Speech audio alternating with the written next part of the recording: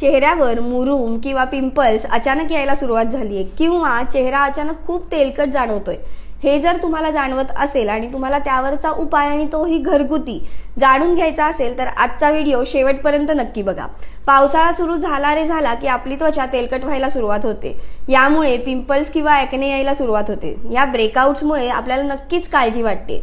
जर तुम्हाला पावसाळी वातावरणात सुद्धा छान तुकतुकीत आणि डाग विरहित त्वचा हवी असेल तर या काही गोष्टी फॉलो करा, ज्यामध्ये सर्वात प्रथम येतं ते म्हणजे चेहरा धुणं। तर चेहरा हा 2 ते 3 वेळा साध्या कोमट पाण्याने धुवावा। तसेच फेस पॅक वापरताना त्यामध्ये मुलतानी माती, हळद किंवा मसुराच्या पिठाचा वापर करावा आणि फेस पॅक आठवड्यातून 2 वेळा वापरावा। तसेच ऑइली स्किन होत असेल तरी सुद्धा ती मॉइश्चराइज करणे तितकेच गरजेचे आहे। त्याकरता असा मॉइश्चरायझर वापरा ज्याच्यामध्ये ऑइल कंटेंट हा कमी असतो। तुम्हालाही अशा काही प्रॉब्लेम्स असतील